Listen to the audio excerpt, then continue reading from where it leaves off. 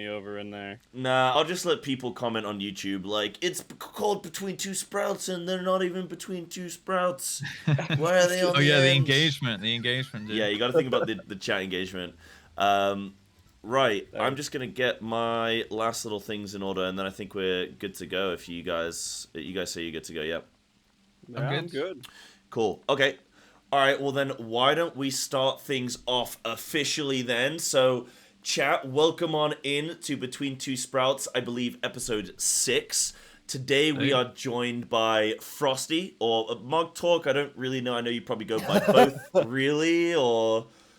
It's Frosty. MOG Talk is the organization, basically. And so Frosty works. I was Frosty_TV for so long that I felt bad because mostly what I did was just the MOG Talk, the podcast I do. And so it's like I just changed it to MOG Talk, then I started full-time streaming, and now it's even more confusing. But No, that's all good. That's all good. So yeah, so we're joined by Frosty, and I mean it's kind of good to be known synonymously with an organization, entire organization. That's kind of nice. But yeah, we're joined with Frosty today. We're going to be talking primarily around the race to world first in all of its beauty.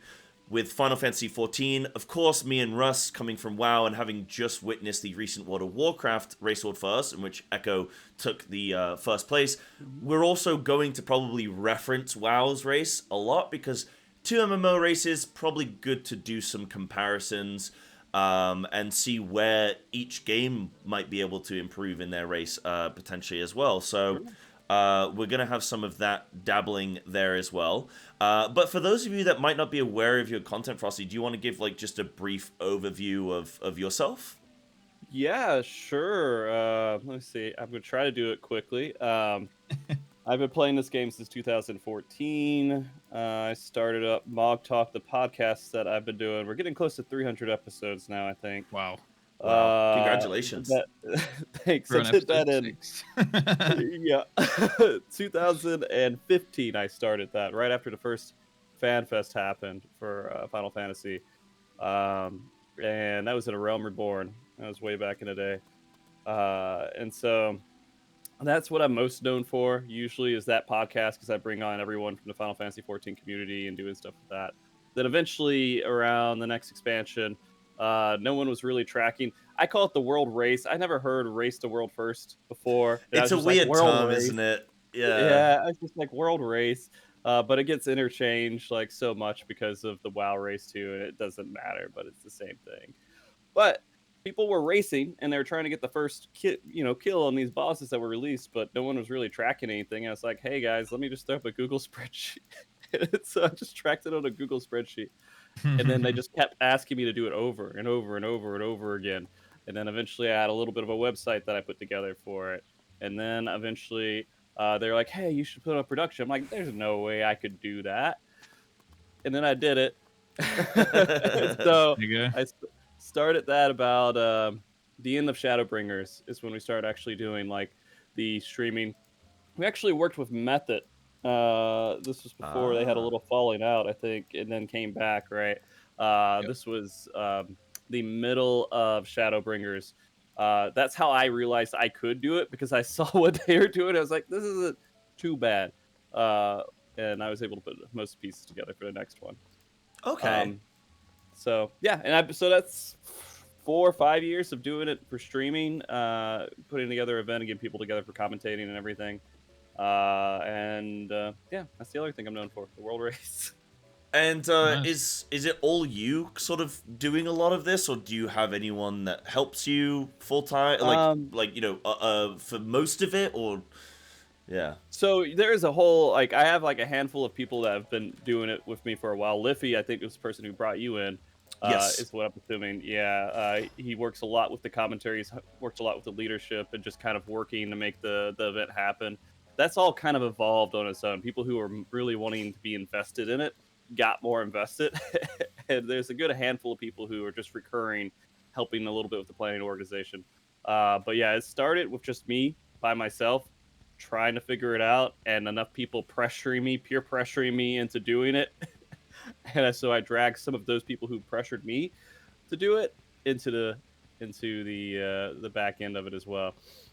So yeah, it's a whole crew. There's a decent amount of people now working. Well, I'd say there's like at least 5 or 6 like hardcore recurring, and then there's like a few recurring like key hosts. Like Rookery comes on a lot, Sam Talks comes on a lot now, and does a lot of really good stuff with us.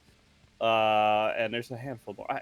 Don't make me name names. No, no, I'm no. gonna miss somebody. Naming names is fine. Don't. I'm not going to put you on the spot with that because it Yeah, is obviously a massive undertaking from like a full team of people. But I was just yeah. curious, sort of behind the scenes, because I think a lot of people think, well, probably a range of things. Some people probably think it's just you doing absolutely everything, and then other people probably think you've No. got 20, 30, 40, 50 people and all the money in the world going into it, and it's probably, That would you be know, nice. yeah, that'd be nice. So that's what we're sort of here to do today as well, is shed a little bit of insight into like exactly how these sort of events get put together, and then Sure. how we actually want to, if we want to develop it, and how would we go about it, etc., etc. But we'll get all into that. Russ, I don't know. I know you said that you had some stuff that you want to talk about as well. Is there anything sort of like introductory that you wanted to jump in there with as well? I suppose just off the back of that, is it just the one? It's just your production, right? There's because in the WoW race world, first like every organization or every big guild has its So own production, whereas I think you that's just have like an overview, right? Yeah, that's an absolutely good question. And so the world race for Final Fantasy XIV isn't like just one organization that I'm sorry, it is really just one organization. It's MOG Talk really Hmm. handles all of that stuff, and the just all it does is put a spotlight on it, right? I don't Mm. control the teams. I'm not like I have no power over them. I just say this is what we are tracking, and if we don't think you should be tracked, we're not going to track you. But for the most part, we're tracking everybody, unless if there's a reason we shouldn't, like they got caught like cheating or something else, then we take them off the leaderboard. And it's just our spotlight on it. It's not like we have an all I don't know what's the right word for it, like a power over all these teams and Yeah. everything and control what they're Yeah. doing. Um, but it is just one central place, right? And so we Mock Talk, just because of my history with it, doing everything that I've done in the beginning, is the central place for the world race. The WoW race is completely different because uh, they could it's one team putting on a big production, uh, and then also putting information about who else is doing what in the race. Right? They have a little leaderboard on the side. Yeah. There's 3 different leaderboards, but they're all pulling basically the same information. Um, I am the leaderboard for Right, this. right. And So, you choose who's on it because based on morality, essentially, right? yeah, sort of. I mean, not entirely, right? And so I'm very loose on that, and the community basically has to say, "Hey, this team shouldn't be on it," and then it's off of it. Uh, I like to always say this. A lot of people give me a lot more credit than I think I ever deserve. Uh, all I'm doing is pu- putting a spotlight on it. Everyone else is doing all the work, right? And so I'm tracking it. I'm trying to get organized, all this stuff organized and times and everything else. But I go in a direction the community would want me to go in. That's always what it is. Yeah. Because I can't do this without the community wanting to support it. So Yeah. I think that's very, very humble, and I wanted to ask, who is it in the community that you let sort of influence some of those decisions? Is it chat? Is it a Reddit, like a subreddit somewhere? Is it the other players themselves? Is it Zeppler and Zeno and authors who are yelling at you? Like not at who all. who is it who sort We'll of get like into that later. helps, yeah, who sort of like helps you figure out that decision? To be honest with you, it depends on what the question is, right? And so with what's fair in the race, it comes down to the teams that are racing against each other, right? They kind of have to make their own line in the sand about this is fair, this is what should be going on in the race and everything else. And it comes down a lot to the teams that are there. And then it goes into the community overall, which is just this big blob, right? It's not really Hmm. just Twitter. It's not the Twitch chat. It's not Reddit. It's everything that you can kind of collect together information wise about what seems to be the overall consensus. And I make the best decision, right? I think I make good decisions. Yeah, sure. Right? I Yeah. make the decision, and then I see what the feedback is on that decision. I try to make sense of it, talk with other people, see if it makes sense to change anything, then I change it. But again, in the end, it's bog talk. It's we make rules that people can either agree with them or not agree with them in the end. and it's a whole sticky situation, man. Yeah, absolutely. I But mean, in the it's end, probably easy to it's like navigate. I do whatever I think is best, and then let the community advise from there. Sure. Yeah. And I think that's very reasonable. I don't think you're ever going to get full 100% Yeah, I was acceptance about to from say, you can't please everyone. anything. Yeah, exactly. Yeah. Exactly. So then I wanted to ask as well, in your opinion, does the race toward or the world race, as you like to call it, does it achieve what you sort of set out to achieve? And is it achieving everything that you want it to achieve? Do you feel like we've optimized for the 14 race, or do you think things could be changed in some ways? And if so, what would you be looking at changing? There is so much that could be improved and optimized, 100%. But they come in different parts. Like Square Enix could do some things on their end to make things better. And we know that Square Enix cares about the world race. They've come out and said they're proud that there is a world race scene for Final Fantasy XIV. Good record. Yeah, that's nice. Yeah, but you know, it always comes with like there's a situation where they have to address. Like the Omega Protocol had the issue of the Zoom hacks and everything, all right? Yeah. And so, you know, Yoshida said, we're really proud there's a world race scene out there, but we wish you guys wouldn't do this kind of stuff, and yada, yada, yada. And it's... I wish there was more from Square Enix to, like, actually make something happen with the world race and make things better for the community overall, because community does a lot of work. So that's one. The second thing is money, right? Huge amounts of sponsorships. If you look at the WoW world race, each one of those at least costs somewhere probably around $100,000 to put on, right? Probably at least, yeah. Yeah. I have zero. So basically, what I do is I try my best to scrounge together what I can. It's a charity event. People come in and they donate their time, right, to the race to try to make it happen and everything else. Like you were familiar with, right? And just come in and just commentate and just be a part of the atmosphere and have fun with it. And that's all I could really ask, is that we raise money for charity. We raised like $70,000 this year for Extra Life. That's amazing. That's awesome. Yeah, it just blew me away.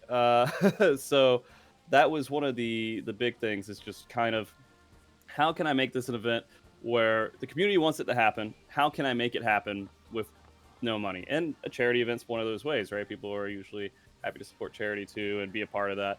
And some people have come to me afterwards and said, hey man, I did part of this race and now it started my career and I'm going out and getting jobs casting in different places and everything else. And that seems weird to me, because all I was trying to do is what people were asking me to do. Throw together some streams for people to watch for the race. So no, there's so much more that we could do. I think the biggest things that we could improve upon, again, Square Enix doing something on their end to try to make things better. There's a handful of things they could do, such as try to make the whole add-on situation way better, the tracking of the race better in general. Those things could be better. The community, you can only ask so much. Community, you can't change them. They're going to see what they're going to do, right? Yeah. But the wish would always be to try to work together for not just saying random crap like everybody's cheating in a world race, or, you know, all these like just blanket comments to try to like negate all the work that these guys do to race. But no, money is the other big factor, is eventually getting sponsors for it, so I could put on a bigger production. It would be awesome. Like my whole hope one day is maybe not fly out teams to like a venue, but to at least have the casters go out to a venue and have a place where we can have analysts all in one place. That'd be fantastic. Yeah, I think that would be fun, but it costs a lot of money. It does. I mean, I can tell you, like, even if you just think about the race toward first in WoW, and you think about budgets, right? Because some people think, well, how much can these things truly cost, right?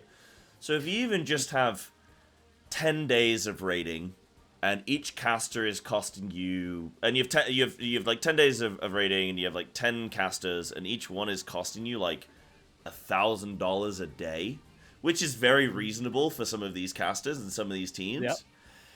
And that's just the casting. You then need to think of the catering, the flights, the hotel, the players you're also flying out, the staff, the production, the renting the facility. Like, it's a massive operation. And you said earlier that these teams probably have like 100 grand plus.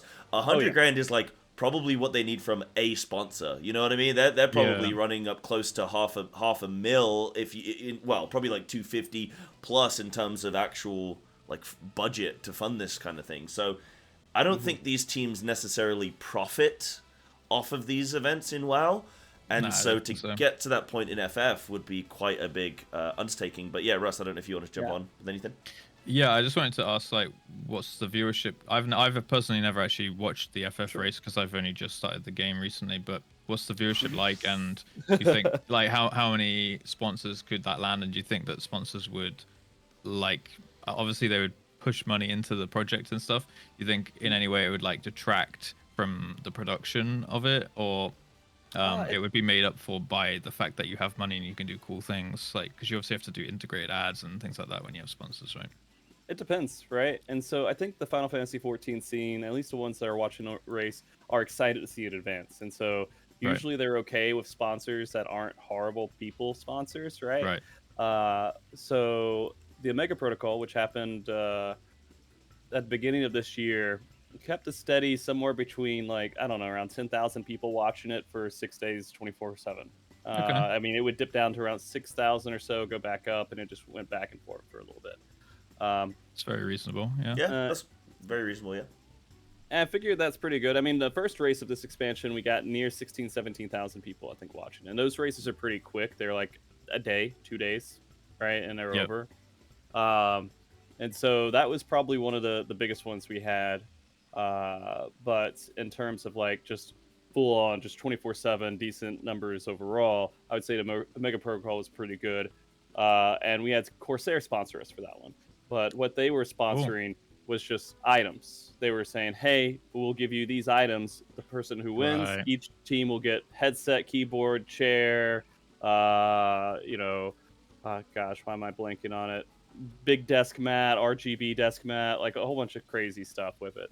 And then a second place and third place, and that was the kind of sponsorship that we started with. And Right. I'm now sponsored with Corsair for a lot of events, and they're basically just providing items for us to give it to the players, which is another difference between the WoW race and the Final Fantasy XIV race, is that any team can kind of compete and have a chance of actually winning something. Yeah. Versus just you start it's a production and the team is part of that production, right? They are Yeah. what you are showing off.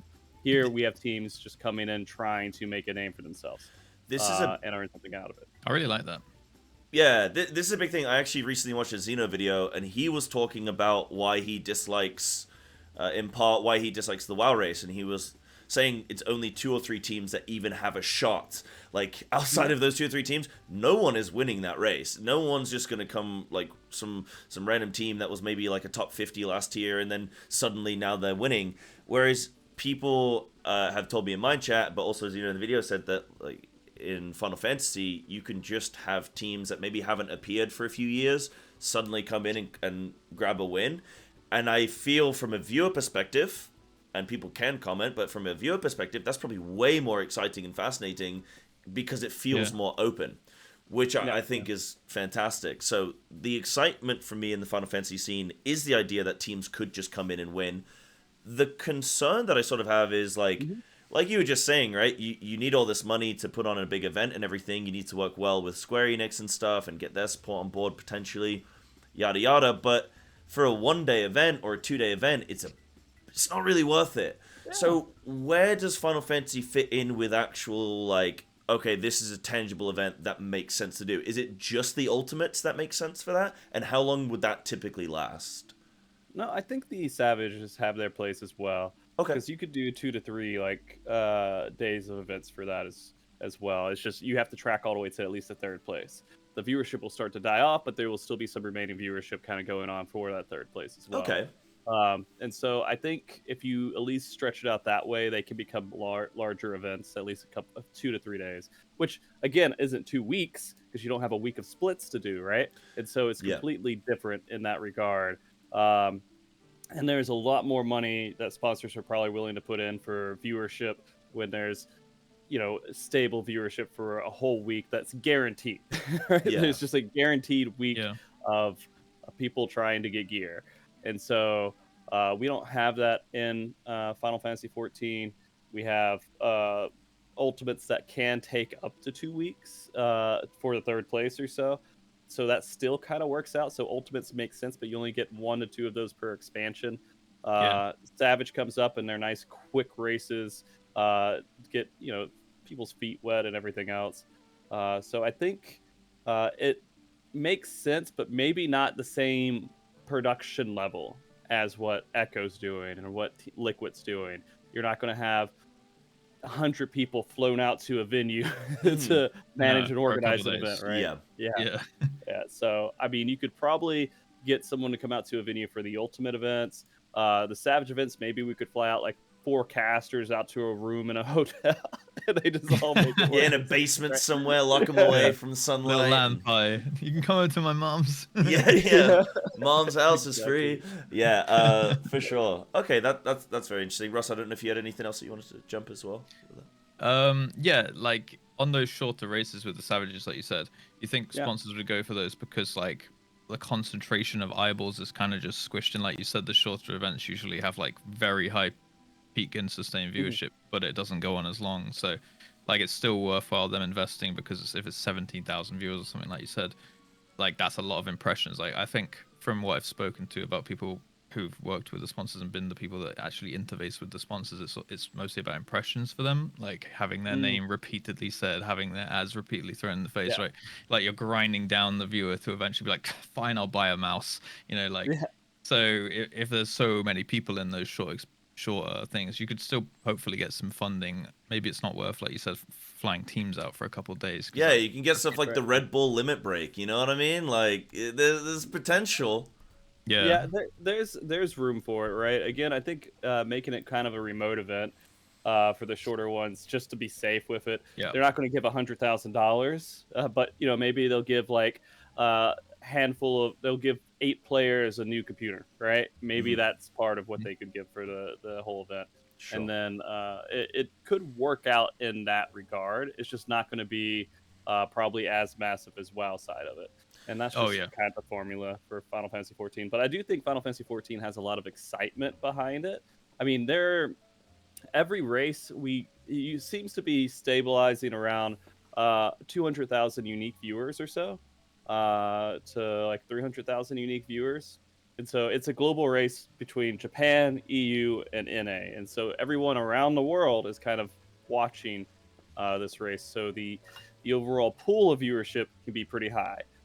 We just need the incentive for them to watch it, the excitement for it. The problem is if it doesn't last at least 24 hours, it's not going to hit every time zone. So you gotta. The first race is going to be a little bit smaller, shorter, but the ones after that it can kind of extend a little bit longer. But again, I think they can go for at least 2 days or so, tracking at least to the third place. And now the other unique thing about Final Fantasy XIV is not completely unique, but a lot of these teams don't want to show their perspective either. They want to do it offline and just give the information. Hey, this is where we are. We beat this fight. We beat this fight. And you kind of just track them as they're beating the fights. And then they come back and say, hey, well, Neverland was one of the teams recently that was like, here's literally all of our footage from every prog moment we've had. You can scrutinize it. You can go over it, pick it apart. But we just don't want to stream it live because we give away the advantage of strategy. And a lot of people are turned off by that. They don't want to, not see the world first happen. When we do prizes and we do everything else, all the prizes go to the teams that stream the entire time. Yep. We have the world first, then the stream first. And all the prizing and all the sponsorship stuff goes towards the teams that are actively making the viewership happen. They're bringing people in and everything else. And it kind of reminds me of like, it kind of reminds me of in Diablo 4 when they're like events for that kind of thing, where you have the hardcore leaderboard and then you have the softcore leaderboard, and it's like softcore is going to be done quicker, but then the hardcore is like you're also tracking that as well, and that's its own separate thing. So you can sort of do that side by side comparison. But yeah, sorry, as you were saying.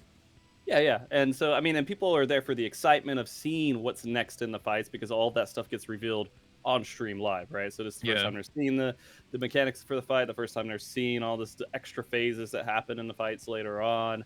So that brings in a lot of appeal just for being the first to see it happen. Even if it's offline, it happens before. They're excited to see that first new transition or whatever happened live on stream. They're also hoping one day that one of these teams that are streaming live will also get world first. Right. So So there's is a that lot yet of to excitement happen? about it. Yeah. Is it yet to be a Uh, stream? The team that's streaming has actually got the world first and the stream first. for the smaller stuff, there has been. The smaller stuff is Criterion, right? They released this new content called Variant Dungeons or Criterion Dungeons, which is difficult 4-man content. Right. And 2 of those have been on stream live, but those aren't really taken in the same light that Savage and Ultimate are. But they are races that people are doing, right? They're trying to be the first people to clear it, and both of those have happened on stream. One day, the teams will be a little bit more brave for the Savage races and likely will stream, and we'll see a world first there. The very last thing we'll see ever on stream is probably Ultimate World First, because it's so many days, and people are very, very I don't want to say greedy, but they don't want to show their strategies. They don't want to give any advantage. Yeah, ever. they don't want And to when you show have to their go to cards. sleep, Yeah. it's one of those that you could actually get an advantage by someone analyzing your strategy, picking it apart, and then using it while you're asleep. You don't see it as much in Savage. Definitely not in Criterion. So this is the thing that I really want to jump on, and Russ, I imagine this is probably the juicy bit for you as well, because we look at the WoW race and the development of that. I think the first time talk about that, yeah, the first time the race was streamed in WoW was it Old Deer? Old Deer. Old Deer is the name of the race, and that was in BFA. BFA. Okay. Yeah. Okay. So it was the first tier of BFA, I believe, first tier of BFA, and so that was the first time I streamed, and I believe it was Method that did it at the time, and a lot of people, I think I remember back to the time, there was a lot of discussion over like, oh my god, streaming your POV, is this the smartest thing to do? People can copy your strats, but look at how it's now evolved, where it seems worthwhile. Like the way I look at it is, and as you kind of sort of alluded to it a bit, Frosty, is like people come to watch the POVs because they want to see teams get to that point. Yes, there might be a team who wins off stream, but you don't really have that emotional connection. It's kind of like if you found out that your favorite basketball team won the big league, but you didn't actually get to see a single one of their games. Are you going to be as invested in that necessarily as maybe like a worse team that you actually got to see every moment of it? For me personally, I'd rather see every moment. I'd rather see things happening. So when I think about it from the team perspective, and this is maybe in my ignorance, when I look at it from the team perspective of Final Fantasy, I think, okay, maybe we come 5th in the overall, but we made X amount of money from streaming and sponsors and yada yada yada, right? Like that to me seems more worthwhile than necessarily just getting the world first kill. But maybe, not for money isn't like everyone's main focus and whatnot, but sort of everything that comes with that of, we got bigger streams, we got more viewers, we got more this and that, and like more attention on us, more fame, like that sort of sounds really like incentivized. And Russ, I don't know if you had anything to add, but I just feel like streaming your POVs just seems like worth the chance that someone's going to copy your strats. Because even now in the current race, people can look at each other's strats, but it's like, just get on with it. Yeah. We have a couple things still in the current race World First and WoW where like this race that happened, Team Liquid got ahead of Echo, but then they were at the start of their day and Echo was like just finishing, so they didn't want to like give away the strats to the new phase that they hit first, so they turned off their streams, which obviously always stirs the pot with the viewership, because the viewers were like, well, this is not fair to the sponsors and this and that. Because they're paying for your broadcast and you turn your broadcast. Well, you keep the broadcast on, but you turn off all the POVs, and that's what people care about, like you said, right? So that always causes a bit of ruckus. But I guess it's a double two-sided sword, right? Because if you use that to stay ahead, then the viewership's going to come back the next day, because you're ahead. So it works out okay there. But yeah, we have this like meme with the POVs, like you said. We've got like the whole mythic only phase, where like again, if it's not streamed, you'll never know before it kind of like they could Right. turn their streams back on and just be like, yeah, there was a mythic phase, but like the chat wants to see that, the chat are invested in it. And I completely forgot the rest of my point, but if you talk about, No. oh yeah, Yeah. I feel like most of the stuff you've been saying is like it feels similar to like the build up that we had, like Sai said, through Old Year. Like it feels like the FF race that you've kind of said, it sounds like very just like it's going into that like It the seems like first it's repeating couple itself, years. isn't it? Yeah. Yeah, it's like the teething stages of like where what we were at to get to where we are today with the WoW one. Like the first couple in Old Year were kind of like an experiment. Like Method were just winning it back to back to back to back to back, and they were like, well, like we don't want to stream it because we don't want to give her our strats. That was the whole reason like nobody streamed it. And they were like, one day they're just like, you know what, this is too easy. We've won it so many times in a row, we're just gonna make all the money from streaming and still go for the world first. And I think Old Year was when Method did stream it and Limit didn't stream it. And then Limit came second, but I think there was like a thing with the whole reset day, and Yeah, like it was Limit a reclear, strategy thing, yeah. they didn't reclear or something, and Method took it on stream and still beat Limit. So then Limit were like, well, why are we not streaming if we're coming second? Like, why would we come second and not stream? And I imagine there's that gap between in the race to world first and FF, like the team that gets it off stream first, no one probably cares about everyone between them and the team that gets it on stream first, right? So like you've got like people off stream second, like True. no one really cares too much about off stream second. They'll care more about on stream first over like that. It's weird how the ladder kind of like works like that, right? So Yeah. I think like that gap between that getting squashed is like what just convinces everyone to eventually go on stream, and then the build up will probably happen the same. Like in WoW, it started out, you know, people were doing it. Every org had their own charity, like all the donations went to charity. I think they mostly still do that as well. Yeah. But it comes down to like again like money.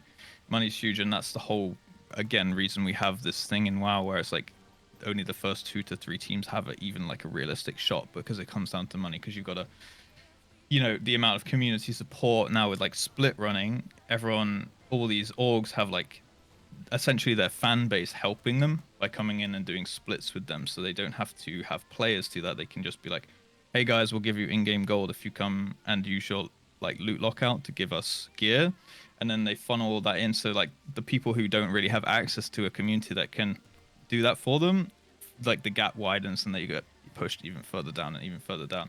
Then you've got money to the players, you know, like the players are on a contract as well, so like they can afford to take time off work, which means that they can play for longer.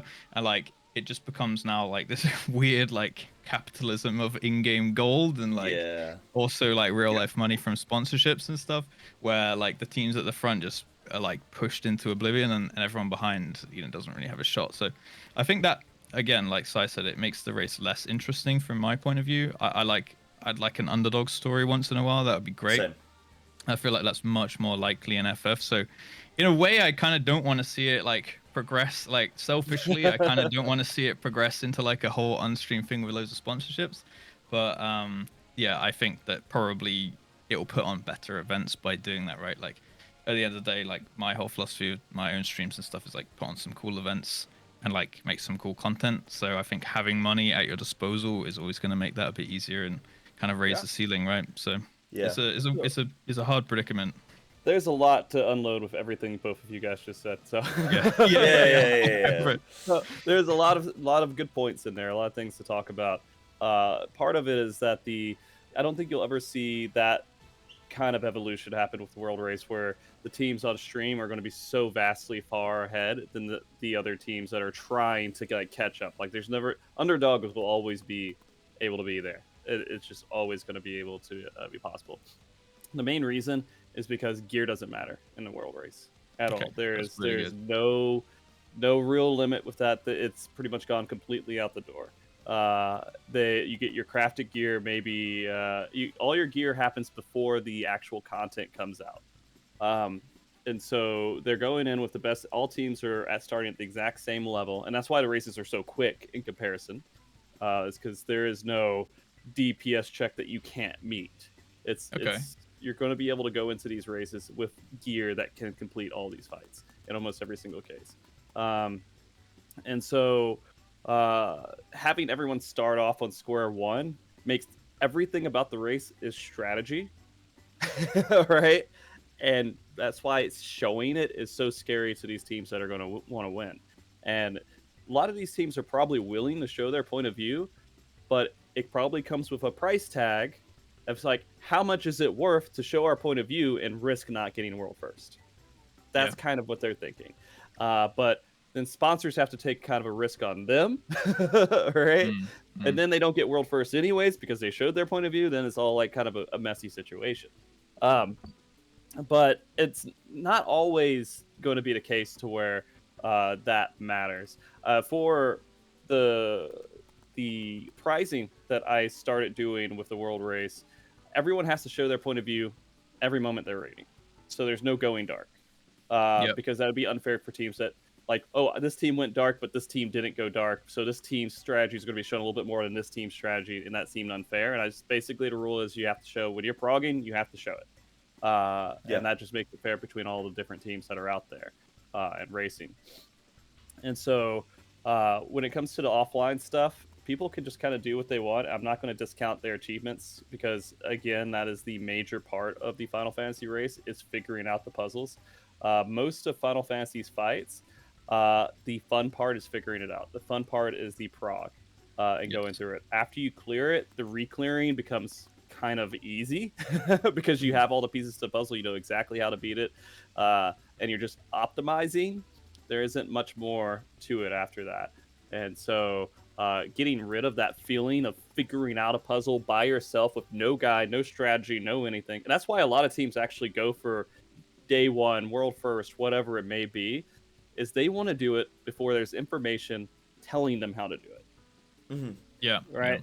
Because those guides don't exist anywhere. They have to look and dissect what's happening, go through the debuffs that they're getting, try to make sense out of where they need to stand, how to kind of organize everyone, how to create this puzzle, or how to solve this puzzle that Square Enix threw in front of them. And a lot of that goes out the door as soon as a world first happens or some other team clears it, and then someone picks apart that and creates a guide. Then it's all up to the players to decide, hey, do I want to stay in here longer or do I want to clear the fight? Yeah. And so when you're second in the world race, you're normally feeding off of someone else's strategy, and it doesn't feel as good. I mean, not normally. I guess maybe third, fourth, or whatever. It depends. Some teams like to stay completely isolated in their own lane and not look at what other teams are doing at all. Some don't. They take every little bit of information they can get. But that is what makes it tricky for the streaming part. Is that like it's so like in the WoW race, like you said, that gap is so big, it doesn't matter if they stream. It's going to be between those teams that are able to have the resources, Echo and Liquid, and Method, right? Method is getting those resources as well. And so unless if other teams are able to get together and have all that money back in it, they're not going to compete. That there is never going to be that situation in Final Fantasy XIV, ever. Just because it's not a factor. Yeah. It definitely like opens up the whole discussion on like blind rating, a lot of stuff that you said there, because for me, and I think Sai shares the same attitude towards this, like we both have done the coils blind, and right now I'm doing, it's a bit more of a meme, but the Crystal Tower I'm doing blind, and I do everything on min eye level, no echo, but we did coils and like blind, we did that all blind. I made sure that like my party that I selected was blind, or we had like 2 people that did it like 10 years ago, but they were not allowed to speep. So like it's all about like keeping the integrity. They actually have to have a webcam on at home where they had tape around their mouths with it the whole time to make sure that they can speak at all. In WoW, like the only blind rating there is essentially the guild who's first at the time of the guild of the race were first, because you know that like any guild second, third, fourth, fifth is looking at the first guild, so like no one cares about like that. You said some guilds are like, oh, do I want to watch what they do, or do I want to like keep the integrity of saying we did this, we made our own strat and we stuck with it and we killed it? Because for me personally, like that would be way more satisfying than just looking at the next guy and doing it. That's why I've never really felt too much satisfaction when I've done a lot of high-end raiding in WoW, And like I always felt more relieved than satisfied when we kill a boss. It was Yeah. like because you Yeah. go in and it's like, hey guys, have you got the weaker pack? Have you done this? Have you sorted this? Have you looked Yeah. up the strat? You need to look at like 3 different POVs, get all the calls down. I used to raid lead as well, and what I would do is like look at videos, and I would have a notepad open on my other monitor, and I would go through and I'd pause and be like, that mechanic comes, type it up. Okay, then this mechanic comes, these people move over there. Then this mechanic, and I'd have like a whole play-by-play of like the entire fight and who's gonna go where and do what at like Yeah. every single like timestamp essentially of when mechanics happen, because everything's on like timers with DBM, and you got like DBM and bigwigs and stuff, and all the add-ons. So we could open up that can as well at some point, but um so like I know basically exactly how the fight's gonna go, like almost like how the dance is gonna go before I've even stepped foot in the boss room, and it just feels like it's a means to an end. Like I'm going through this because like I feel I should be, rather than like when I came over to FF doing the calls and stuff, I was like, cool, I'm in a room with people who are in the same position as me. None of us know what's going on. And all I like, I look at a boss room and I go, okay, well, there's some like images on the floor, like panels, or like there's some There are lines markers. on the Yeah, there are floor. lines. That must. Yeah. Oh, I think pizza Yeah. slices and stuff like this, right? Yeah. And then but I don't put any markers down. I go, all right, let's do it. And then I just go, let's just pull the boss. And then I'm like, okay, well, that's a mechanic. That's quite an interesting telegraph. All right. And like, then I'll sit back and go, cool, VOD review. And then we'll just look through the VOD for a second. I'll be like, okay, maybe I'll put a marker there. Maybe I'll do this. And like, that's how I imagine World First Racing is in WoW and Final Fantasy, I suppose. But like, the only time you ever get that in WoW is like literally to be the first people to kill the fight. Because once it's down, everyone's like, cool, let's copy the strat. Yep. And it's just not really fun for literally the rest of the player base, which is weird. That like that's why like blind progress and FF is just like the best thing ever in my opinion. It's just such a eye-opening, like fresh breath of fresh air, right? Which is awesome. And you only need 7 other people, right? Yeah, So that's perfect. the thing. Yeah. And so Echo's done that with fights a good bit. I think Liquid's tried a bit as well. But Echo has done it the most so far, as they will come in and try to do a tier when it's released and not look at any guides or anything. But once you have 7 people who are at least all on the same page of, hey, I'm not going to look up any guide, I'm not going to do anything, you can try and do it, and you can just do it. And WoW, that's a little bit more difficult because you have to find 19 other people who are willing to like go through that burden and has the time to go through all that stuff. So it's a little bit more accessible to have that kind of puzzling phase for yourself, where you're going through and you're figuring out all the different possible solutions. And it's really cool sometimes when you come up with strategies that aren't the strategies everyone else is doing. Yeah, because that happens every once in a while in the game. But yeah, it's a Final Fantasy race. While it's similar to WoW, it's definitely its own thing that needs to be treated like its own thing. Yep, you can take elements from the WoW side and you can try to kind of apply some of it that works, but not everything's going to work the same way in the Final Fantasy race as it does with the WoW race. I think it was quite eye-opening for me when you did mention about the fact that like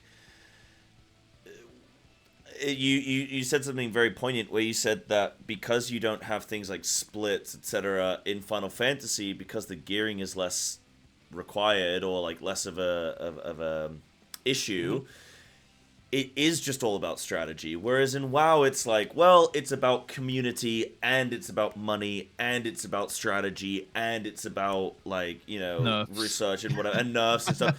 So and what time of the world you're on, you know, you don't get global release in WoW, so it's literally a case of, well, that team started here, so we're going to be able to see them do this.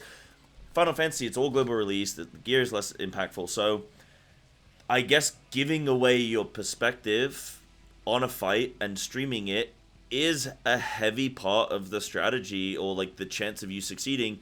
You are sort of giving that away to people, and it is a question of, do the benefits outweigh sort of the downsides, the cons there? And that is the question that the teams do have to make. I've also heard that a big reason why teams don't want to stream their POVs is because of add-ons and third-party tools. And it seems like maybe you can weigh in on this, Frosty, as someone with more knowledge than myself and Russ as well, but you want more involvement from Square Enix, but it's hard for Square Enix to involve themselves financially or whatnot if they know that teams are going to be using add-ons and third-party tools, which they can't condone, but then at the same time, it just seems like a difficult relationship to do. They could just say, right, we're going to allow add-ons, and if there's anything truly egregious, we'll completely break that, but we'll allow add-ons in general. But then console players, right? Something that WoW doesn't have to deal with is console players. Because if you allow add-ons and console players can't have them, then that's unfair. So it seems like a very difficult situation. You could, of course, just say no add-ons at all, in which case teams probably would be less likely to even want to compete anyway or whatnot, so that could also have damaging effects. So where does that fit in for you and maybe some of the other FF community? What would your guys' viewpoint be on add-ons, third-party tools, Square Enix involvement in that sense?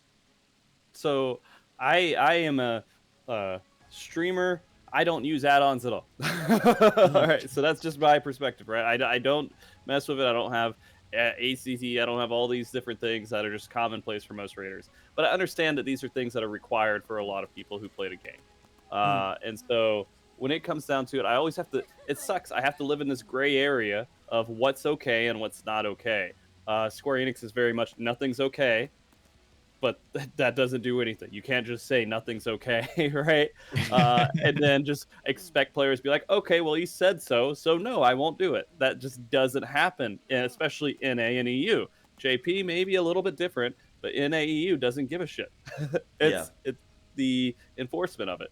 And so when we look at a lot of this stuff, I always think, okay, are people trying to get analysts of what happened in a fight? Are they trying to see how well they perform? Look at post information about at the fight. If they're getting stuff that's helping them during the fight, that's considered like cheating in some level. But if they're getting something where they're looking at what happened during the fight, how they performed and everything else, that's not really cheating. That's just going into analytical state of what happened, which is all provided within your combat log that is impossible to keep up and read within the game. It's terrible. It is. Yeah, it's really bad. Yeah, the battle log in the game, it all kind of exists in there, except for you're just getting a machine that can condense it and calculate that stuff and give you meaningful information from it. But that stuff I don't believe is public. It's not meant to be technically public. But if Square Enix just said, hey, here is a log, here's your combat log, it is perfectly fine to take this information and use whatever you want on it, but you can't use stuff in the game to actively analyze it, right? It's a post thing. Like that log doesn't exist until after you die in a fight or whatever. Yeah. Like that information could be pushed, and Square Enix finally just says, hey, take this and do whatever you want. And so all these extra websites that are out there using these logs to give you meaningful information and actually do stuff that keeps people playing the game and not make it so like scrutinized, then that would be a big step. And it wouldn't do much to really, it doesn't really mess with the third party stuff. It doesn't really do anything too crazy. All it does is give you post fight information. If they did that, that would be a really good middle ground.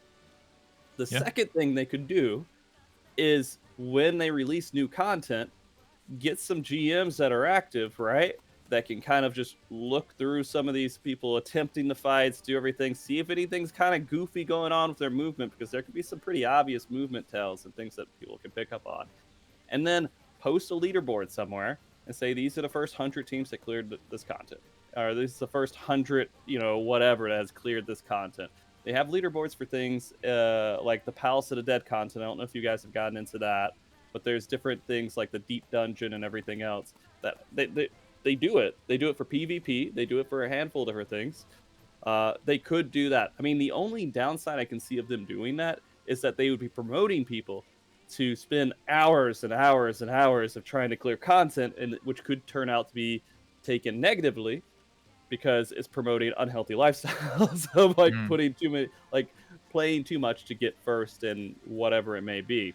Japan have a long work week. They'll understand, right? If anyone's going to understand, it's going to be Square Enix, Right.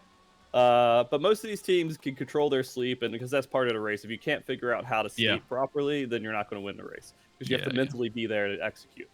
And so it's not that big of a deal. But those are the two big things, right? They did say at one point, they're like, the player base has asked us to be involved some way officially, and I'd get right in that, right? If they were like, "Hey, Frosty, come work for us, do something," I would do it probably in a heartbeat because I'm so passionate about doing this stuff.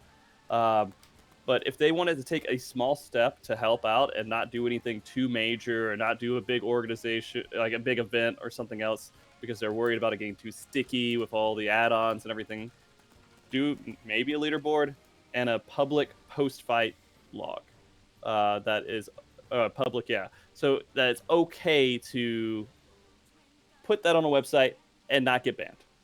Yeah.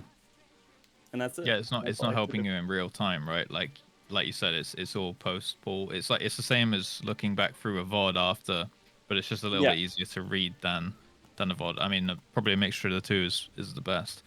Yeah. And we have the same thing with Blizzard as well. Like the only thing they don't really involve themselves, except from maybe recently, is the Race to World First. Like they have their own broadcast for PvP. They have their own. They even do that at BlizzCon, and then they have a Mythic Dungeon Invitational, which is the MDI, which in the same way, like people practice for that for hours and hours and hours and hours, like probably the same, if not more, than the Race to World First. But I guess they don't do it for continuous days in a row. Right. They're maybe playing like 10 hours a day rather than 16 or 18 or whatever these skills are doing in the Race to World First. But Blizzard have like they used to just send like one tweet where they would be like "grats" to the guild that won, and that was like they were like, we're staying away from the Race to World First again because of the whole like don't want to promote like that unhealthy way of living or way of playing or whatever. But recently they have put funding into it in a way because they just launched their new mobile game called Warcraft Rumble, and they did sponsor basically all of the Race to World First broadcasts.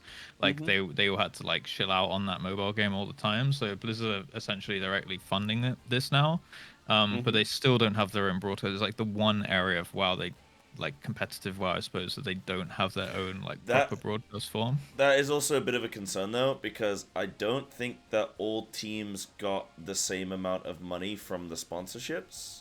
Yes, I don't think so either. Technically, Blizzard is giving an unfair advantage to some of the teams because they should have to sponsor for the same amount of money regardless. And now this is where they can then open themselves up for criticism. And that's my concern for Square Enix getting involved and potentially opening themselves up for criticism when they don't need to. But sorry, Russ, continue. I just wanted to jump on and say, Kevin with the Rumble thing, because I don't know that necessarily was all fair, but yeah. Well, no, I mean, nothing's fair. It seems like when you go down a level, it's it all comes again back to numbers and things. But yeah, like they are definitely like getting a little bit more involved. Like they even at the BlizzCon this year they had like a raid race. I think they did, didn't they? Yes, Gauntlet or something. Yeah, they did between like some of the top teams. They just had it was like a meme thing, but they did put on like a bit of a raid race, which I guess is them like, dipping their toes in the water of like broadcasting some kind of something between the top guilds and raid related, whereas they've never had anything like that before. BlizzCon was strictly like I don't know if they did MDI at BlizzCon, but they've definitely like always done PvP. They used to do MDI. They haven't in a little while. And like their viewership numbers are all over the place. Their official events, like again, like the orgs always outdo like the official events with like any of these kind of PvP things, especially when they moved it all over to YouTube and whatnot. But I don't know. I think they're trying to get more involved, but they're a little bit cautious, like you said, for the reasons kind of just based on like player like money and morality and like lifestyle. I think really. Yeah. What's funny? I know they follow the race completely, right? They're super involved with it. They do nerfs and everything else. I had someone who used to work over at the Blizzard headquarters, actually in my static at one point, and he was telling me that like and he left it or whatever and started working for another team, I think over at Riot. but he said that when the Final Fantasy race was up, that they had my stream up over there on TVs and stuff. Oh, that's cool. That's That's like, cool. this is just so weird to think that that's like that people are following that close even over there, right?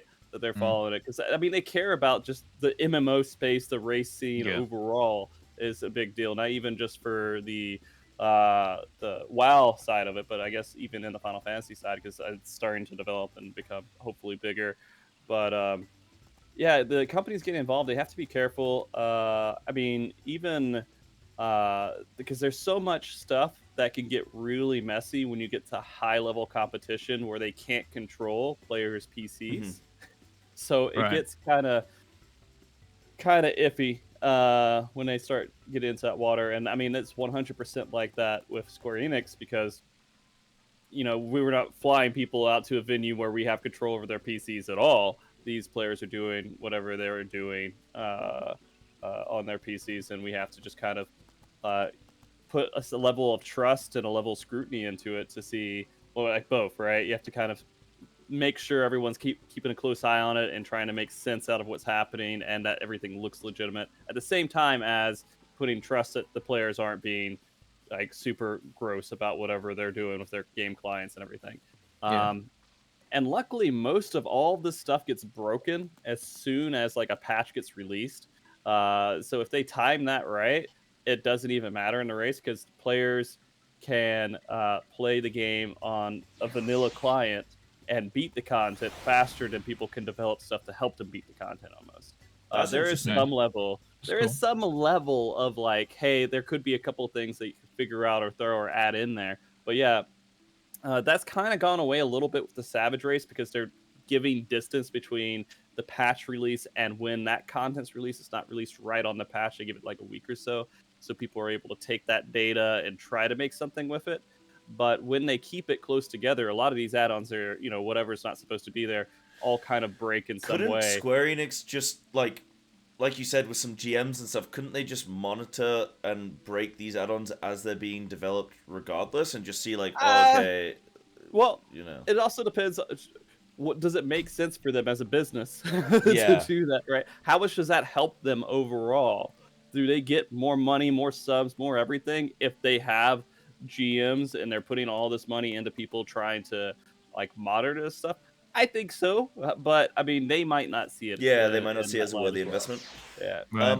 I'm wondering as well, what about, okay, instead of something like Square Enix coming in and helping out, what about something like OTK as an organization? They yeah. clearly care very much for the MMO space. A few of their members even tried out Final Fantasy, and I'm sure chat have their own opinions on that in general, but Yeah. as an org, OTK seemed pretty cool in getting involved with a lot of these events. They just put on a World of Warcraft tournament, like a classic WoW PvP dueling tournament with 100 grand prize pool. Could Yeah. that be something where they host an event, they fly out a couple casters, they put on something like that? Because that seems like an avenue that could work, and maybe that's something where getting stream POVs might make, might be more realistic and building up the event. It really depends on what I guess Asmon and OTK want to do, right? So Starforge was supporting Echo, I think, right? And Yes. so Yep. they are throwing support out there. I don't know. It's weird. MOG Talk is a grassroots, part of the Final Fantasy scene. It's coming up, developing within the community and everything else.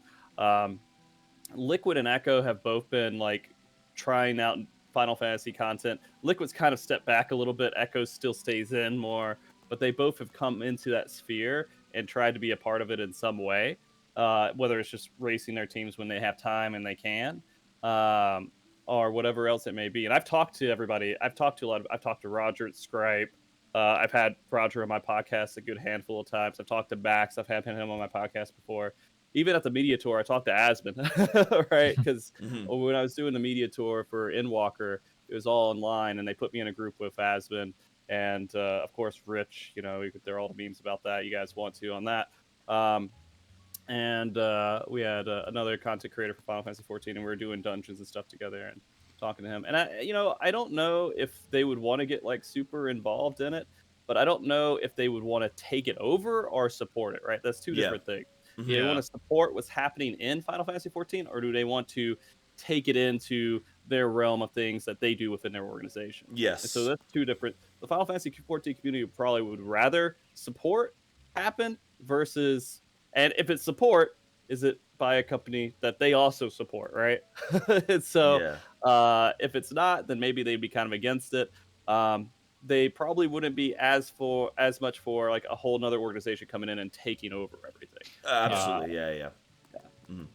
Yeah, no, interesting to get that perspective, and I think it's cool that you do also very much consider the community, and I think that's very important because it is, as you say, a community-based event. I've got one last question. I don't know if Russ, maybe you got one as well, and then we jump to a Q&A if everyone's cool with that. Are you guys cool? I'm good with that, yeah. That work? Yeah. Right. Okay. So my last question is just pretty simple.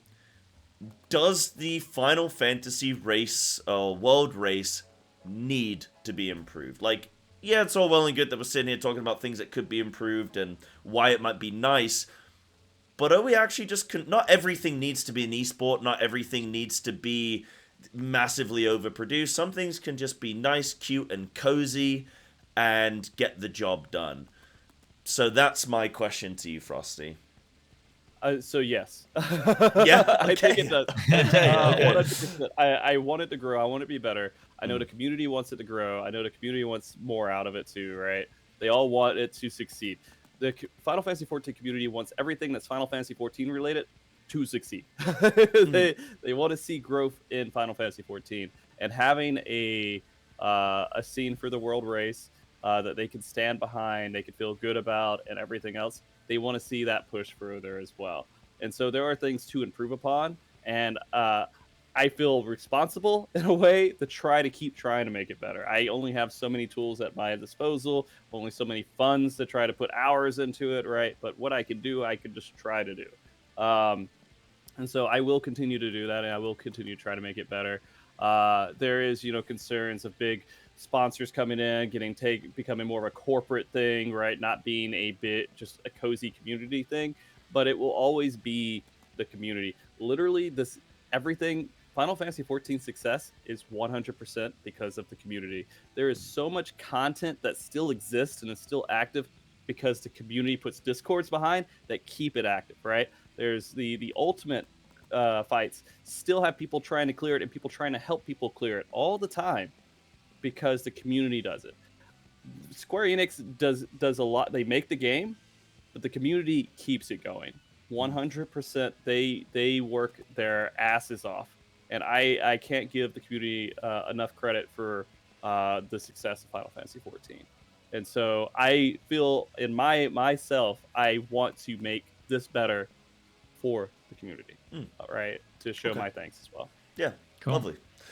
Go ahead, Russ. My question is kind of off the back of that then. What do you think that we as content creators can do to help grow the race and improve it and things like that? Like, can we raise awareness, or should we try and put on smaller events that bring more people to the game, or point people into, potentially discovering that as an avenue that they like to play the game and therefore will have interest around it? Or we could try and do like some big... how the OTK thing that Sai mentioned with the Matgarat tournament, that's all around like hardcore classic WoW. That basically became that took over like the entire WoW section. Like every streamer got involved because there's such a big prize pool. Like if there's a way that we can somehow get to OTK to like put on an FF event, that could bring so many new players into the game and like a lot of eyeballs just onto the section to then convert into potentially like race war first and stuff like that, right? Hell, if you got connections and stuff, bring them to me, So, that's perfectly fine. I'd be more than happy to talk to people to see how we can make it better. But I mean, as yourself as a content creator, the most you could really do is just kind of be there and be present. And like, for example, Psybear supported the last one, right? Or not the last one, but one of the first ones of the expansion, just by being there and casting. That's supporting.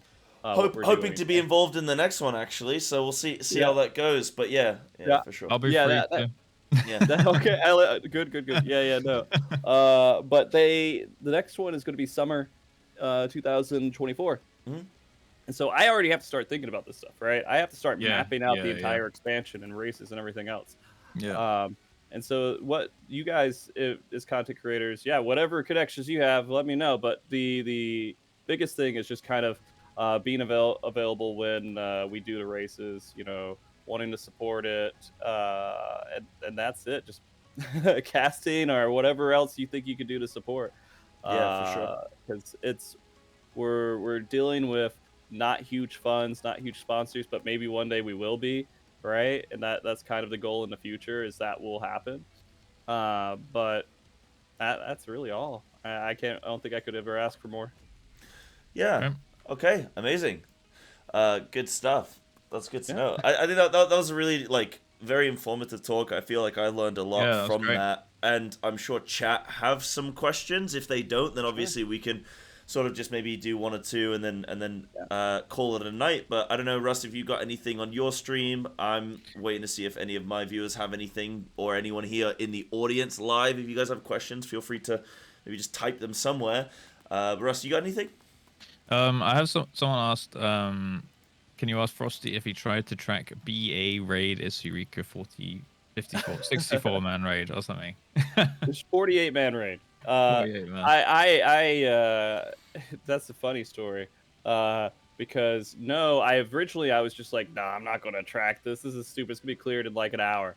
And so I didn't do any tracking for it. And I was like, how do you track that many people, right? It doesn't Mm-hmm. make any sense to track that many people.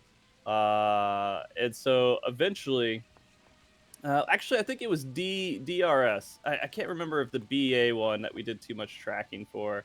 I think that was more of kind of just on the back burner was happening. You had to be Eureka. Basically, you had to go through 3 patches of content to even access that stuff and level a separate leveling system and everything else, and go through a ton of stuff to get there. And then you needed people on the outside to like open portals, and you needed to like, there was so much to it. It was huge. That one wasn't really tracked too much because it was just the community was working together to just make it happen, and people were just kind of throwing themselves at it. The other one that I did get involved with, sorry, that was the funny story, was the DRS one, which was the 48 man raids. And I wasn't going to track that either because I thought that was just going to be a huge mess. But then I found out that people wanted to track it, and it was taking days and days and for people to clear it. And so I was just like, here's one group, here's Aether Group 2, is what I called it. And then the people who put that together memed on me for the rest of eternity of the world race, and now they're Aether Group 3, whatever, 4, and that's the name that they use in Savage races and everything else. But it's hard when they release content and we don't know what it is. Yes. To track it. Savage and Ultimate for sure, but when they start doing some of the I guess something like Criterion's, stuff, right? Criterion's new system comes in, you go, how hard is this going to be? How long is it going to last? Yeah. Yeah, and it's exciting to try to figure it out. And I did track the first Criterion, but it was very loosely based. Like I was like, I don't know what I'm gonna do. It's just me, right? Just me and my buddy Athena, who was back helping me kind of just keep the spreadsheet updated, and we're just tracking it to see who could get first on it and what that content looks like. And so when they do stuff like that, you kind of have to put a little bit of like, is it going to take more than an hour to clear it, or is it going to take multiple days to clear it? We won't know until we see it, and we get that content like at least once an expansion, it seems like. And so we'll see what the next one looks like, but hopefully I will track whatever the next exploratory content they have is. But I don't think, now that I think about it, I don't think that I was in a place where I could track it back in Eureka, Baldesion Arsenal, because that was a crazy, unexpected raid they released. Yeah. Okay. Maybe that's something that Square Enix could involve themselves in, is giving you just info in terms of, hey, this new thing's coming out. It'll take maybe like 2 days. Good luck. And you don't know what it is, but you just know, like, right, there's going to be a thing, you know? And at least you know to somewhat be prepared, because it can be hard to track it, get casters. Like, you got to get caster schedules for stuff. Obviously, this isn't the most important thing on Square Enix's mind, but when you're a game, like, when you're a publisher and a game developer and stuff, you want free marketing if you can get it, so why not help encourage that a bit? So, yeah, that would maybe be an angle. Russ, you got anything else? I've not had anything through, but I don't know if you got anything. Yeah, I just wanted to say, just to tag a quick line on the end of that, especially if like Square Enix have like acknowledged that they enjoy the race war first and they enjoy seeing everything televised and they enjoy the community coming together. Like it would be just a good move by them to just give you like a little heads up, like we got something in a few months, a little something extra dropping in like 3 months, so clear your diary kind of thing, right? Just like a little nod or something would be nice. I have a question for Frosty. Do you have a favorite moment of a Black Horse underdog team surprising everyone in a race world first?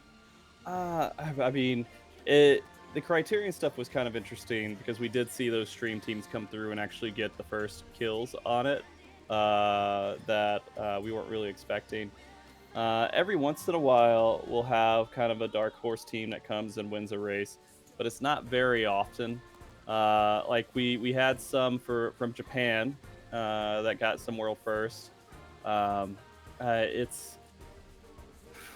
to think of the last major change with the teams, who was in the lead and everything else. I think when Netherland came in, that was kind of interesting to see what they could do. And they we had a NA team that was winning all the time, and so they came in as an EU team and won the first time.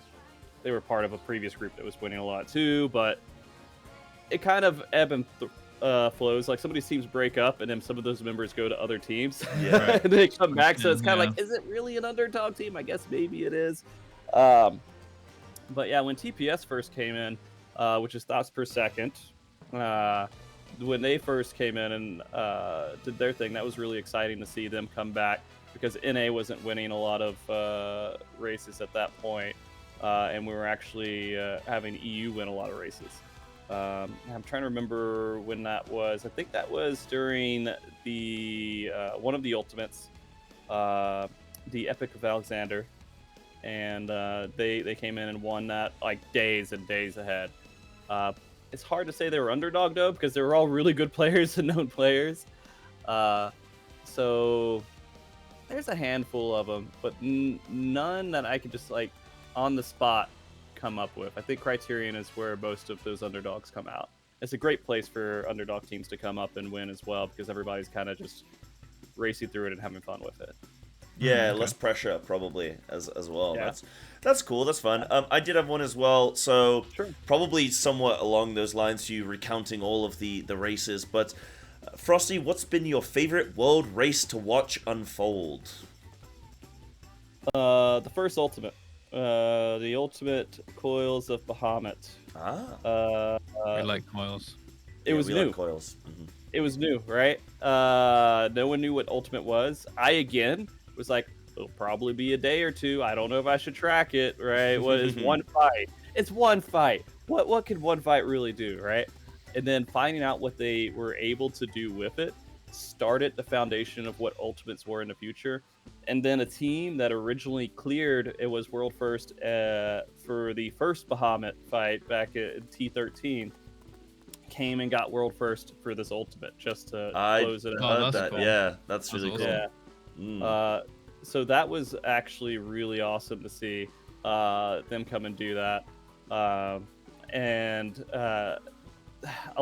Every Ultimate's kind of fun. The DSR was huge, the Dragon Song Surprise. I wasn't part of that because my daughter was born a month or two before that came out. And I was like, nope, not doing it. That was one of the ones that I wish I could have been a part of because it was so huge in the community. Like streams were getting like 20, 30,000 people watching them, right? I'm sure the World Race would have done really well there if we kept the same format that we've been doing for the previous races too. But that one was very difficult. We did a race for it, but I wasn't as involved. Liffy did a lot of the work for that and kind of kept it to like 8 hours a day or so, right? It was 4 days, so it kind of went on and off with viewership. But I think that a lot more could have been done with that. And it was really cool to see the story come up. How far are you guys in the story? Well, I think this will answer your question. I was just going to ask you, you say your daughter was born around the time that Dragon Song Reprisal came out? Yeah. You didn't end up calling her Kyle, did you? No. Oh, okay. I was just checking. That's There'll be okay. I don't know. Chow, I don't know what Chow, that means. Chow will get I don't that know what one. that I means. won't explain it. Chow will get that one. I'll message you after, Frosty. It's fine. Okay, it's fine, yeah. There's a boss there's a boss you fight, and he has a voice line, and it sounds like he's yelling, "I am named Kyle." In the fight, which don't worry about it. It's all jokes are always funny when you have to explain them. So yeah. I can't even remember what I was gonna say. Russ, you were gonna say so. Oh yeah, how far are we in the game? Go on, Russ. Oh, I'm just on Crystal Tower, so I'm still in ARR. I'm like 3 and a bit months into my I'm a real baby. So I should be finishing A Realm Reborn next week or the week after, and then finally get my chat to stop typing copium when I say I'm going into Heaven's Sword this side of New Year's. But yeah. But yeah, we'll see. Oh, they're spamming it now. Yeah. But yeah. Yeah. But yeah, so that's where I'm at. So I was like, just and then finish I am in 2. Well, I've finished 3. Sorry, not 2. I've just finished 3.3, but I've not done 3.4 and 3.5 because that's like sort of prelude to Stormblood, right? So I wanted to like finish Heaven's Ward, and then I'm doing all the optional content. So I've just done all the extremes, which were sick, actually. Russ, the Heaven's Ward extremes are really good. Not done the optional dungeons yet. I'm going to do those. And then I'm starting Savage. I'm doing 12 days of Savage starting the 11th. So starting Monday. And I'm going to do 1 boss per day. Whether we kill the previous, whether we kill that one or not. No, it doesn't matter if the boss dies or not. If we don't kill the boss, last like 10 minutes to stream, we just unsync, we just kill it and like whatever.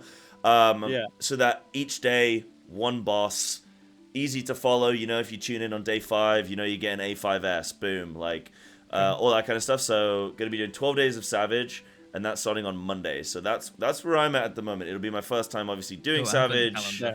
Sorry, what's that, Russ? Little advent calendar for... Yeah, a little advent calendar. We're going to do some little giveaways, going to do some little challenges maybe, little cute stuff like that. So that's where I'm at as well. Well, you got a long way to go. Yeah. There's so much stuff, and it makes it kind of tricky too. But, a lot of stuff for Final Fantasy XIV, as long as you don't pay attention to what's happening, like you don't really truly absorb it, you just kind of look at it, let it go out of your mind, you won't get spoiled too much. You can easily forget a lot of the memes that people bring up and not really be too worried about it. But Final Fantasy XIV community is really good about not spoiling stuff for the most part. Yeah, they've been really good on it. It's funny, like when I went to FanFest, and I was at the Preach party, and I was talking to a few people in like his community who also, I guess, are now part of my community as well. Like I was talking to Brackers and this guy Decadence Chicken John and stuff, and a few others, and they would like talk in code, and I know as a streamer, like I have it ingrained in me to not give away information about like where I live and personal things, yada yada, like my car license plate and stuff like that, right? You just know in your head, like, right, don't talk about that. But Final Fantasy players have that for Final Fantasy spoilers, and so it's like really funny. People will just like already talk in code without even sort of arranging that with, before pulling someone aside and be like, right, make sure we don't mention this tonight. Like everyone just knows not to talk about stuff, so it's very, very cute.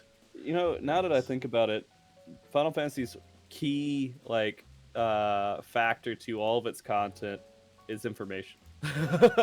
Like with the raids, it's strategy, learning, information on the fight.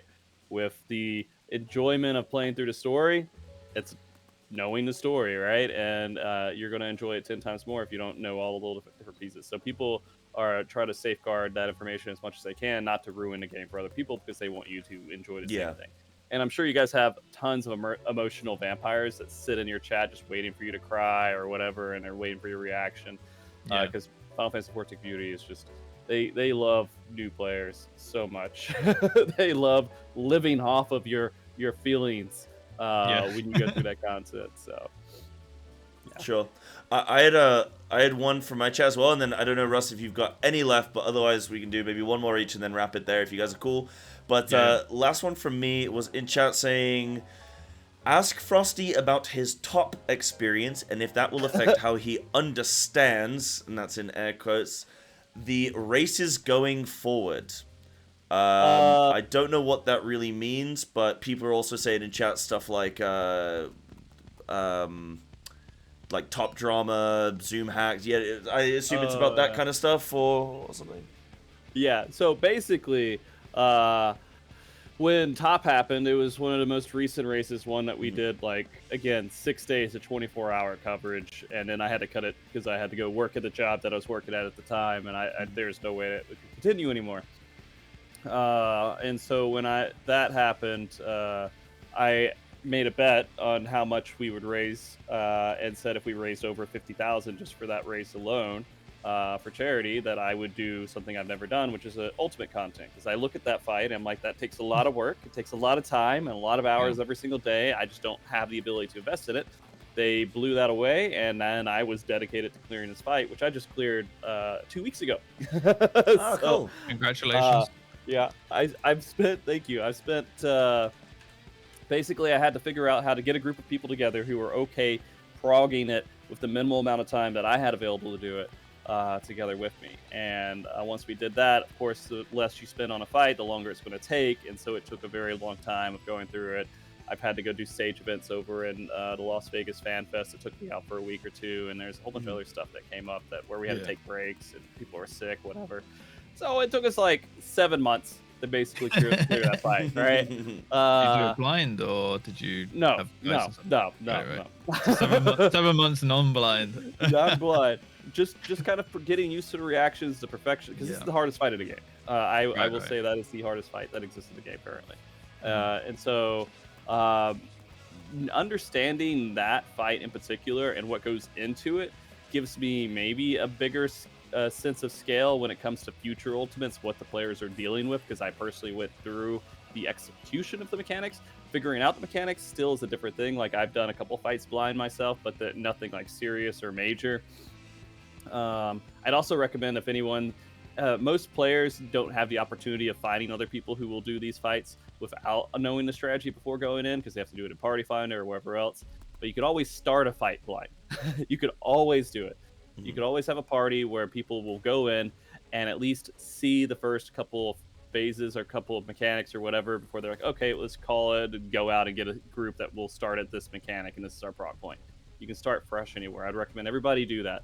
But yeah, there's a lot more that goes into understanding what the raiders are going through besides just the execution of the fight. But I can say maybe it will help me in some sense or regard. Funny enough, I've done these races. I still have to learn all the fights when I go in there. I don't know the fights when I go in, right? I see the race happen. I see players doing it, but none of it makes sense until you're in there doing it yourself and trying to figure it all out. Because I'm managing that entire event. I don't have the chance to completely dissect what's happening. That's going on. But I've done Savages for a long time too. So. People think that, don't they? Like, I've had stuff before where people are like, oh, you're a world first caster and you didn't do this, and it's like, yeah, I watch football players kick a ball around in the Premier League. Doesn't mean when I get on the pitch I'm like, Messi and stuff. It's like, just because you look at it, it doesn't mean you're gonna just naturally just have every timing locked in and all that kind of stuff. Yeah, it's the whole thing with streaming as well, isn't it? It's like, oh, you just turn on OBS and just play a game, bro. Yeah, sure, buddy.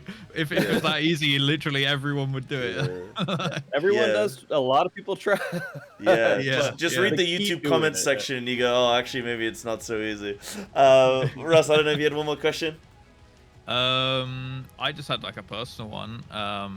Since you spoke about a couple things that made me kind of like pop up in my mind about tuning during the race to world first. Like, you said that gear doesn't matter as much, and I just wanted to. You said that there weren't really like many hard DPS checks, that like people are like stuck against like walls and things. Like, you kind of just you go into the race and you have all the means. So does that mean the tuning is like really, really on point? Do you have like moments throughout the race where like there's just a wall? Because we have it in WoW where the guilds get stuck and then they're just waiting on a fix, and they're essentially like, well, now we'll go do Mythic Plus for a bit.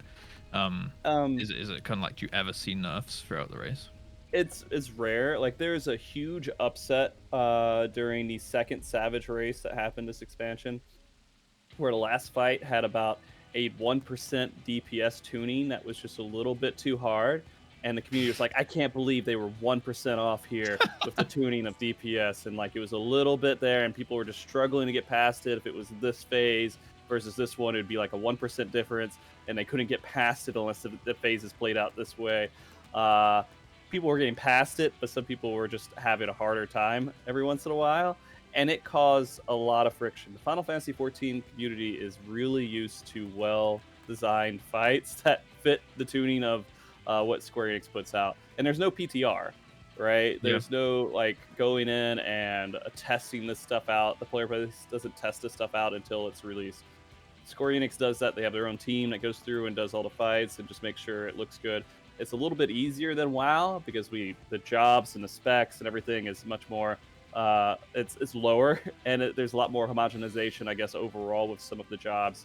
Where 2-minute meta and all that stuff. Meta conversation, all this stuff and everything else. It's a little bit easier to balance in general, but we are just so accustomed to there not being a lot of issues with them. And that's a boon in some way to the Final Fantasy XIV race, because going into it, you're going to be able to clear these fights with what you have, and you're not going to be stuck waiting on a nerf. Every once in a while, something happens to where something's just a bit off. I think in Shadowbringers, okay, I won't say things. Sorry. The last boss of the first Savage tier had a little bit of an instance timer where it would last a few seconds longer before the enrage happened. On some cases, than other, and that caused another big upset. Every once in a while, something comes up, but it's not very often. You know, honestly, people should go look at Sepulchre and go and look at the list of nerfs that occurred in WoW's raid, and then you'll realize 1% tuning's not too bad. In all honesty, it's quite all right. But we're used to it, right? And so it's like what you're used to and accustomed to, and like a lot. Final Fantasy XIV players, when they see that stuff, they're like, there's no way. And that's why people could be hypercritical about WoW's race without fully understanding it, is because they see stuff like that and they're like, there's no way. They nerf a boss while Limit's sleeping and an Echo comes in and kills it, right? So that kind of stuff is like, would it happen in the Final Fantasy race? Not really.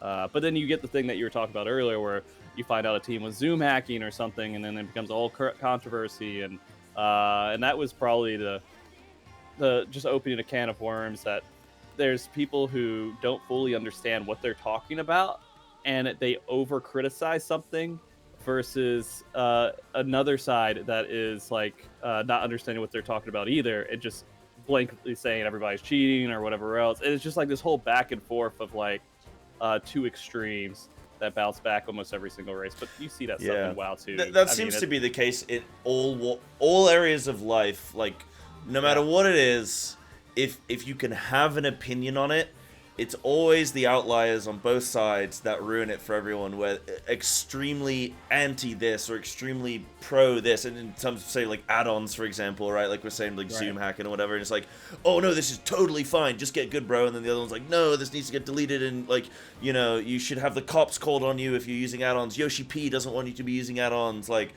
all that kind of stuff. It gets a bit intense, doesn't it? But it is what it is, you know. It is what it is. Hit him with an is what it is. It is what it is. Yeah, I think we'll quote Ian Hazacostas with frankly, it's a skill issue. The famous quote. But I think we could obviously talk so much longer and go into further detail about all of the things that could occur with the Final Fantasy World Race and ways that it could be improved and whatnot.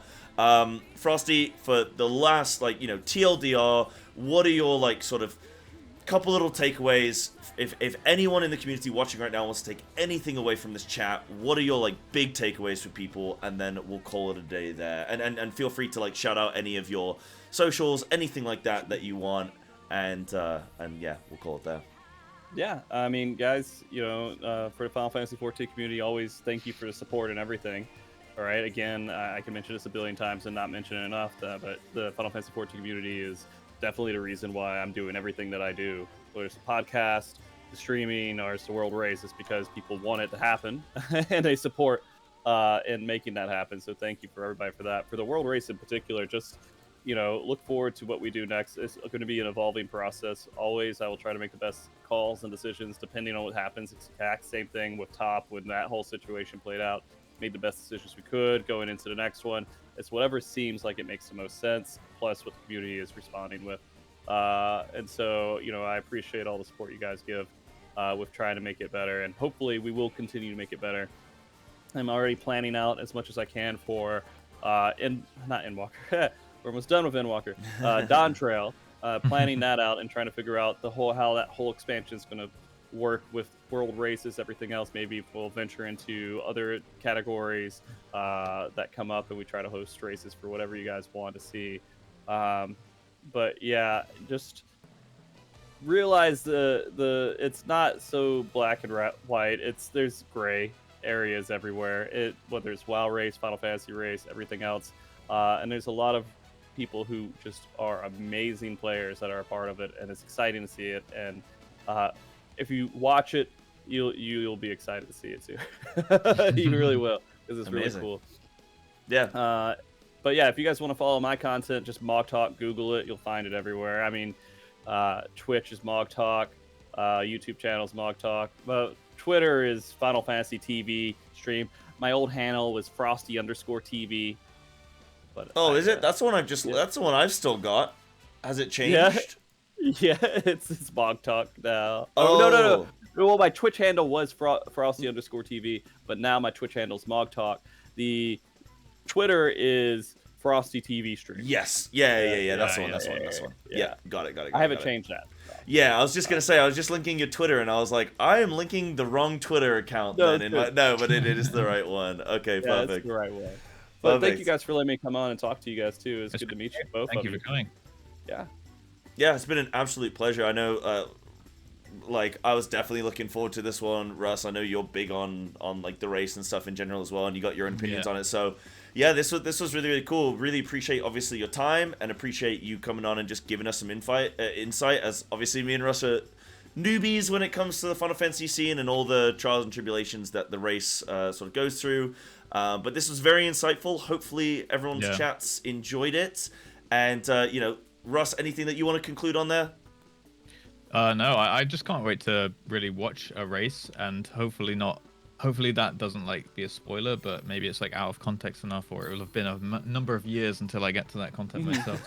So hopefully I can still comment on it, if not be involved in some way. That would be great. But yeah, I just thank you for coming on, and thank you also to Daichi Silurus, who hosted it.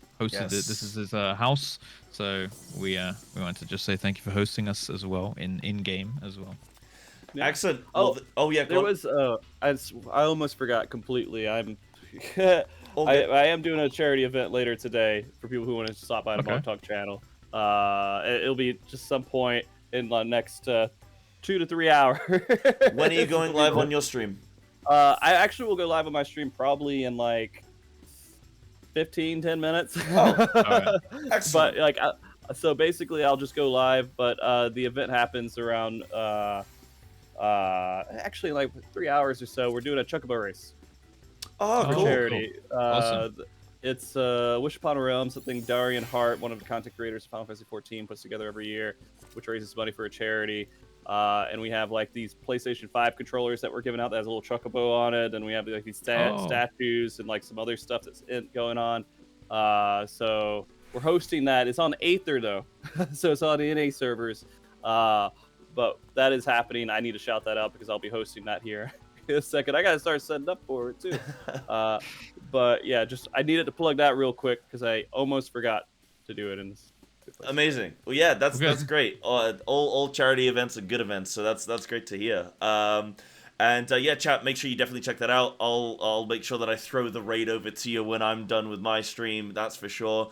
And yeah, this has been Between Two Sprouts, episode 6, joined by Frosty. It's been a lovely little conversation about the world race in Final Fantasy XIV. But thank you everyone for watching and giving us your questions as well.